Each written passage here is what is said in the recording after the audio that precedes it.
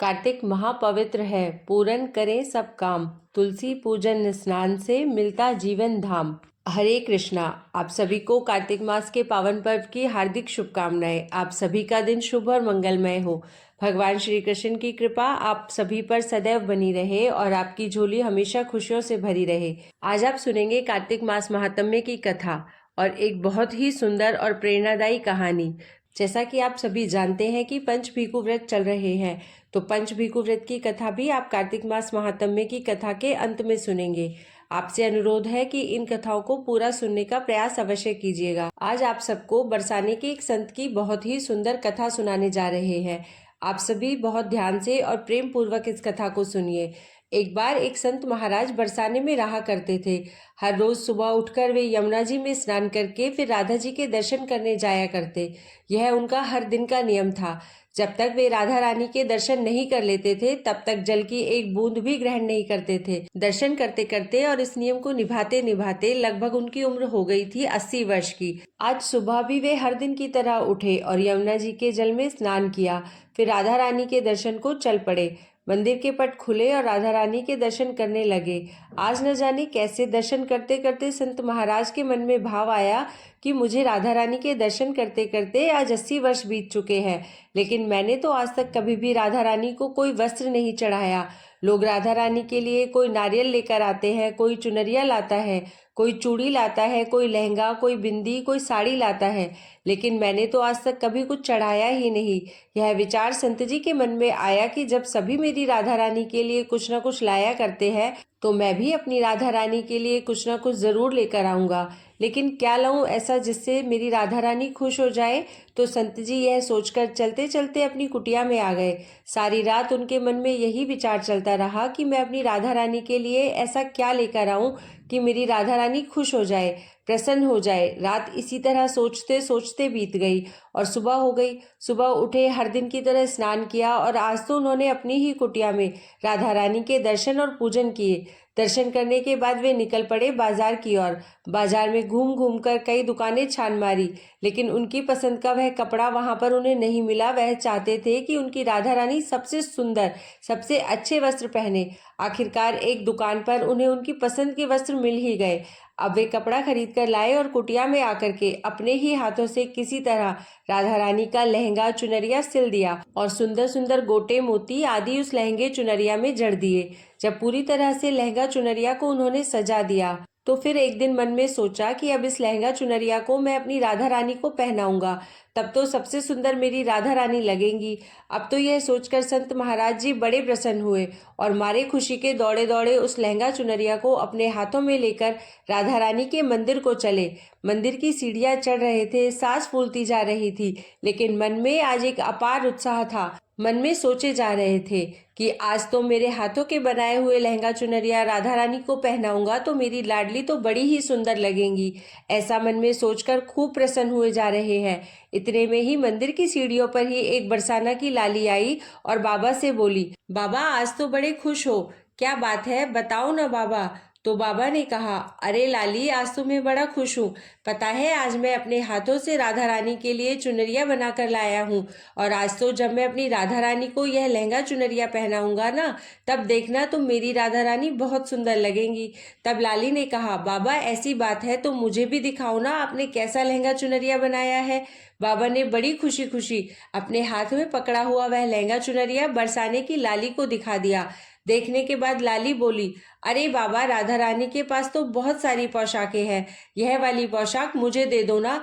तो संत महाराज जी बोले, बेटी मैं तुमको कोई और पोशाक बाजार से दिलवा दूंगा। यह पोशाक तो मैंने राधा रानी के लिए अपने हाथों से बनाई है, यह तो मैं तुम्हें नहीं दूंगा। तुम कहोगी तो तुम्हें बाजार से कोई दूसरी दिलवा दूंगा। लेकिन उस छोटी सी लाली ने संत महाराज के कुर्ते का कोना पकड़ लिया। बाबा मुझे तो यही चाहिए, मुझे तो यही वाली पोशाक दे दो, ऐसा कहकर वो जिद करने लगी। अब वो संत महाराज भी जिद पर अड़ गए, कहने लगे, यह वाली पोशाक तो मैं नहीं दूंगा, दूसरी वाली दिलवा दूंगा। लेकिन नन्ही लाली तो इतनी तेज थी कि संत महाराज के हाथों से लहंगा चुनरिया छीनकर भाग गई। यह देखकर बाबा तो बड़े दुखी हो गए कि मैंने आज तक राधा रानी को कभी कुछ नहीं चढ़ाया। आज जैसे तैसे अपने हाथों से बनाकर लहंगा चुनरिया लेकर आया तो वो भी लाली लेकर भाग गई। मेरा तो जीवन ही खराब है, अब क्या करूँगा। ऐसा सोचकर संत महाराज की आंखों में आंसू आ गए। अब वे उदास होकर वहीं सीढ़ियों पर बैठकर रोने लगे। इतने में ही कुछ और संत वहां आए जो कि राधा रानी के दर्शन करने के लिए जा रहे थे।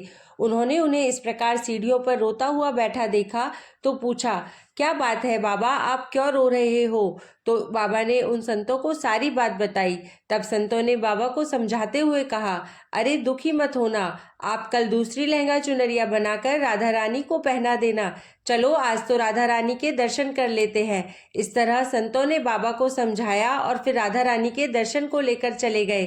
संत बाबा मंदिर के अंदर चलते जा रहे थे और आंखों से आंसू बहते जा रहे थे। फिर अचानक उनके मन में यह भाव आया कि मुझे इस तरह राधा रानी रोता हुआ देखेंगी तो दुखी हो जाएंगी।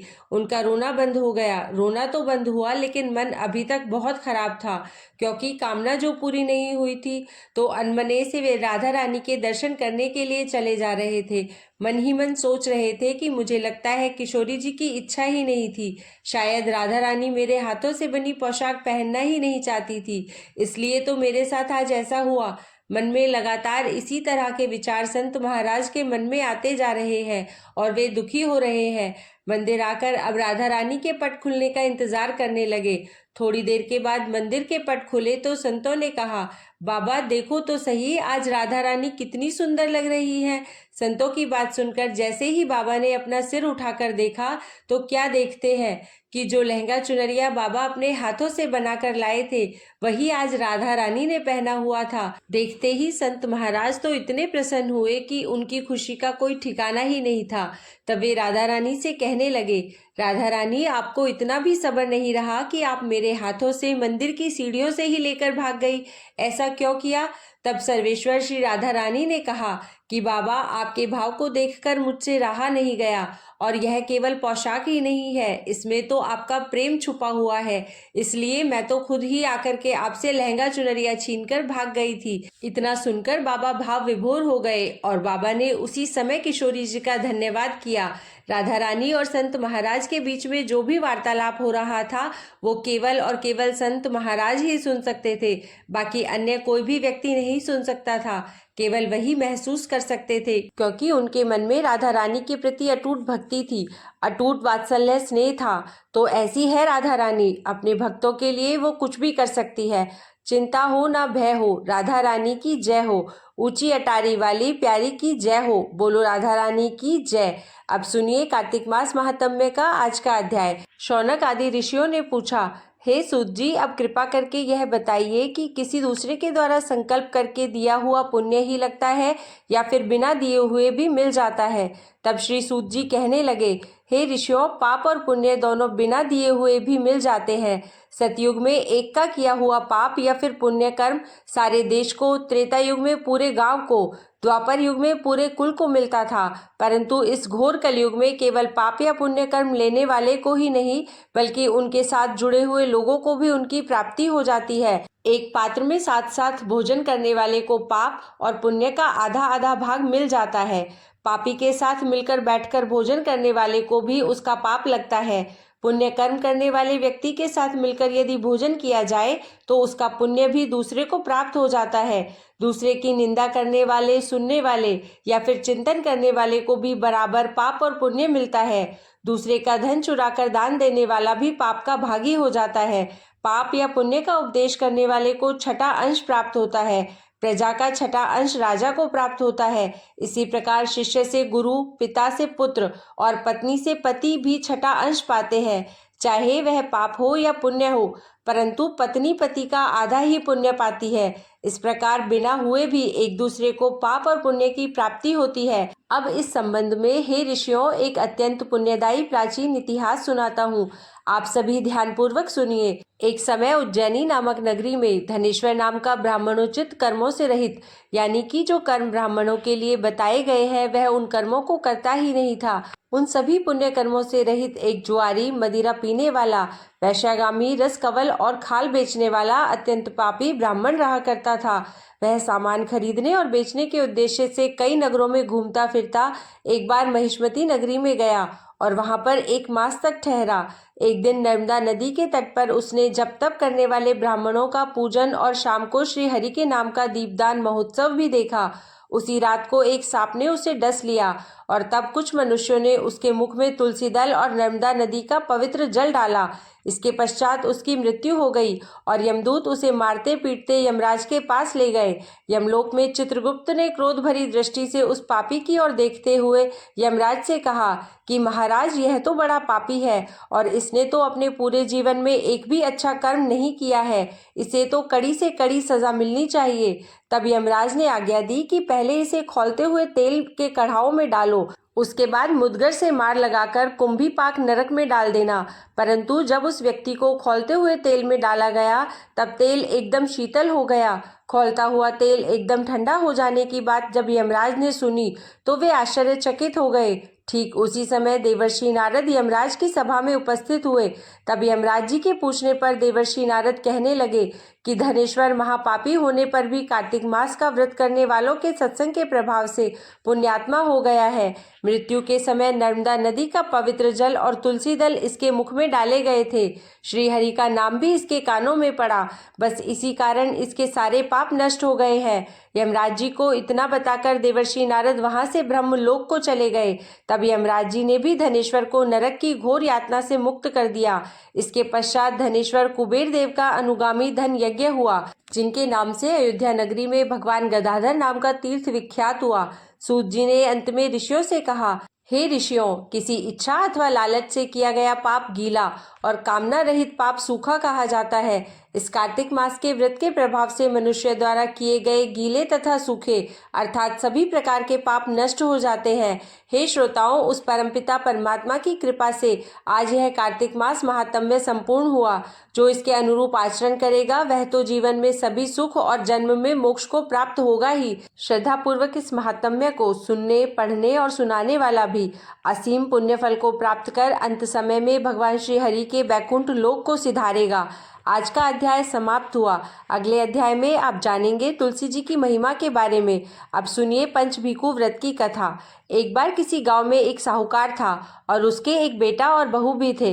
बहू कार्तिक माह में रोज सवेरे उठकर गंगा स्नान के लिए जाती थी। सुबह जल्दी जाते समय वह किसी भी पराये पुरुष का मुंह नहीं देखती थी। एक राजा का बेटा भी सुबह सवेरे गंगा स्नान के लिए जाता था और वह हैरान होता कि मैं इतनी जल्दी उठता हूँ स्नान के लिए, लेकिन कोई है जो मुझसे भी जल्दी उठकर स्नान कर लेता है।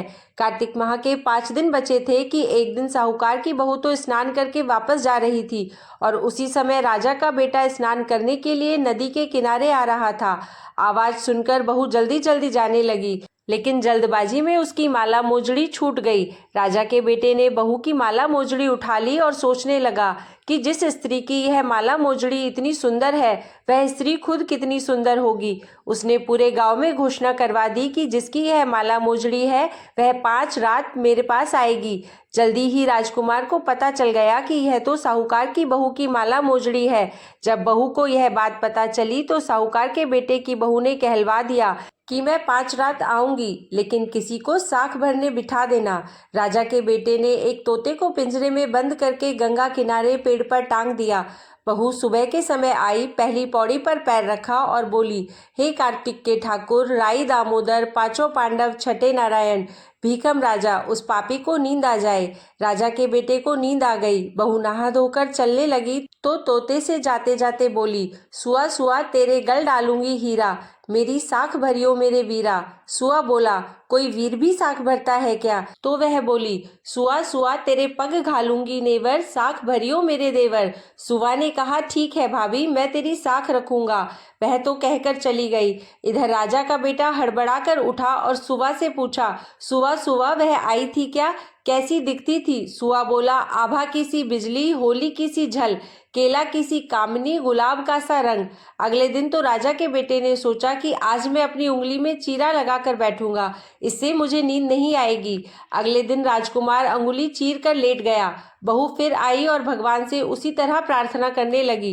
राजकुमार को फिर से पहले की तरह नींद आ गई। बहू स्नान करके फिर से वापस चली गई। सुबह राजकुमार ने तोते से फिर पूछा। तोते ने वही सारी बातें दोहरा दी। अब की बार राजकुमार बोला कि मैं तो आज रात में आंखों में मिर्ची डालकर बैठूंगा, और रात में वही मिर्ची डालकर बैठ गया। बहू फिर आई और प्रार्थना की, जिससे राजकुमार को पहले की तरह नींद आ गई। राजकुमार ने अब फिर तोते से बहू के आने की बात पूछी तो उसने फिर से वही बातें दोहरा दी। राजकुमार अब की बार सोचने लगा कि आज मैं बिना बिस्तर के ही बैठूंगा, और रात को वह बिना बिस्तर के बैठ गया। अगली सुबह जब वह स्नान करने आई तो बहू ने फिर से भगवान से प्रार्थना की और राजकुमार को फिर नींद आ गई। जब बहू स्नान कर जाने लगी तो आंखें बंद करके चली गई। राजकुमार जब उठा तो वह जा चुकी थी। राजकुमार फिर से सोच में पड़ गया और सोचने लगा कि आज मैं अंगीठी जलाकर बैठूंगा, जिससे नींद नहीं आएगी। फिर वह रात को अंगीठी जलाकर बैठ गया। साहूकार की बहू आई और वह भगवान से प्रार्थना करने लगी कि प्रभु, हे ठाकुर जी, आपने 4 रातें तो निकाल दी, अब यह रात और बची है, इस आखिरी रात को भी निकाल दो। ठाकुर जी ने उसकी बात रख ली और राजकुमार को नींद आ गई। जब बहू स्नान कर जाने लगी तो तोते से बोली कि सुआ सुआ इस पापी को कह देना कि 5 रातें पूरी हो चुकी है, अब वह मेरे मोतियों की माला मेरे घर भिजवा दे। अगली सुबह जब राजकुमार की आंख खुली तो उसने तोते से पूछा, क्या वह आई थी? तोते ने कहा, हाँ आई थी, और उसने अपनी माला मोजड़ी मंगवाई है। यह सुनकर राजकुमार सोचने लगा कि वह तो सच्ची थी, तभी तो भगवान ने भी उसका सत्य रखा। कुछ समय के बाद राजकुमार को कोढ़ हो गया। राजा ने ब्राह्मण को बुलाकर पूछा कि मेरे बेटे का शरीर क्यों जल रहा है। तब ब्राह्मण ने सारी बातें विस्तार से राजा को बताई कि इसने क्या किया था। ब्राह्मण ने कहा कि इसने पतिव्रता स्त्री पर बुरी नजर डाली थी, इसलिए यह इस रोग से पीड़ित हुआ है। राजा ने इसके ठीक होने का उपाय पूछा तो ब्राह्मण ने कहा कि अगर यह उस साहूकार की बहू को धर्म की बहन बनाए और रोज उसके नहाए हुए जल से स्नान करे, तभी ठीक हो सकता है। राजा साहूकार की बहू की माला लेकर साहूकार के घर गया और बोला कि यह माला आपकी पुत्र वधू की है, इसे रख लीजिए और आपकी बहू के नहाए हुए जल से मेरे बेटे को नहला दीजिए। साहूकार बोला कि मेरी बहू तो किसी पराये पुरुष का मुंह तक नहीं देखती, आप इसे इस नाली पर बिठा दीजिए। जब वह ऊपर नहाएगी तब नीचे इस नाली के पानी से आपका पुत्र नहा लेगा। राजकुमार ने ऐसा ही किया। कुछ समय बाद उसका शरीर चंदन सा हो गया। हे पंचभीखु देवता, जैसे आपने साहूकार की पुत्रवधू का सत रखा, वैसे ही सभी का रखना। पूनो नहाई पड़वा नहाई, 5 रतन पंच तीरथ, पंच भीकम नहाई, 1 टका मेरी गांठ में सुनियो रघुराई। आधे का लाई आंवला आधे की राई, राई दामोदर सांवला जिसने सृष्टि रचाई। राजा के घर उतरी पुत्री बन आई, राजा लाया ब्याह के रानी बन आई। 4 चक्कर 4 मक्कर 4 दिए की लौ, मैं तुझसे पूछूं श्री कृष्ण जी कब निस्तारा होए। जब आएगा कार्तिक का महीना तब निस्तारा होए। प्रेम से बोलिए पंचभीखु देवता की जय। अब सुनिए तुलसी चालीसा पाठ और तुलसी माता की आरती।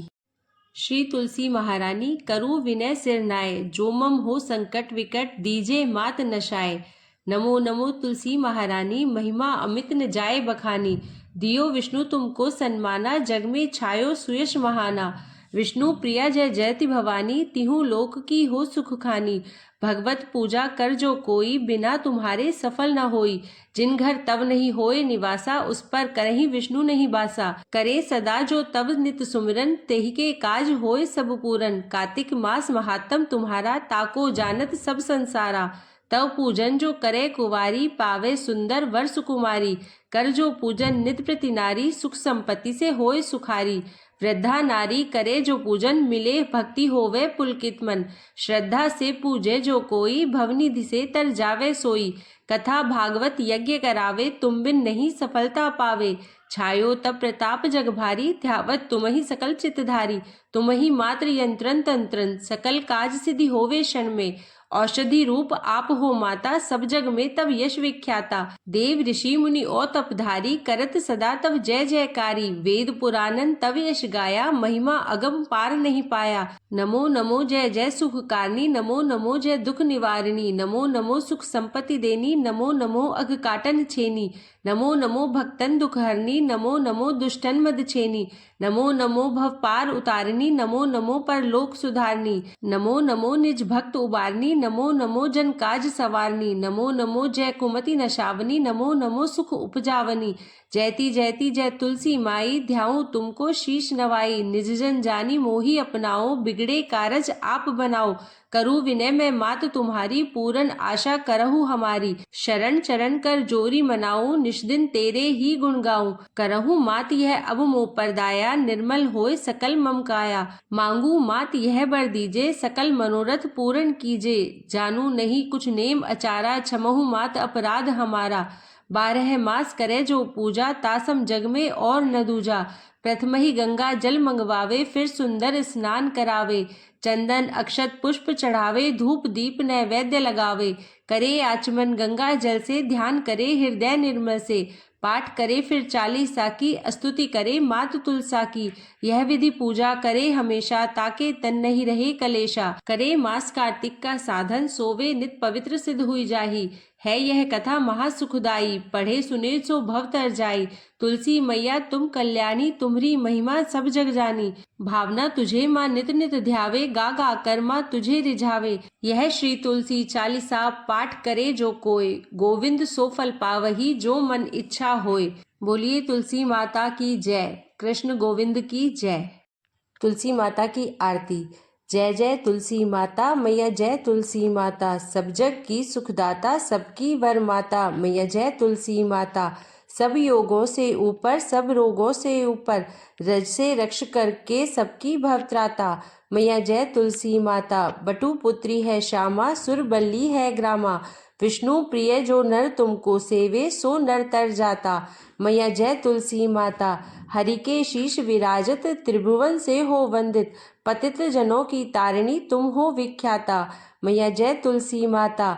लेकर जन्म विजन में आई दिव्य भवन में, मानव लोक तुम्ही से सुख संपत्ति पाता। मैया जय तुलसी माता। हरि को तुम अति प्यारी, श्याम वर्ण सुकुमारी। प्रेम अजब है उनका, तुमसे कैसा नाता। हमारी विपदा हरो तुम, कृपा करो माता। मैया जय तुलसी माता। बोलिए तुलसी मैया की जय, कृष्ण गोविंद की जय।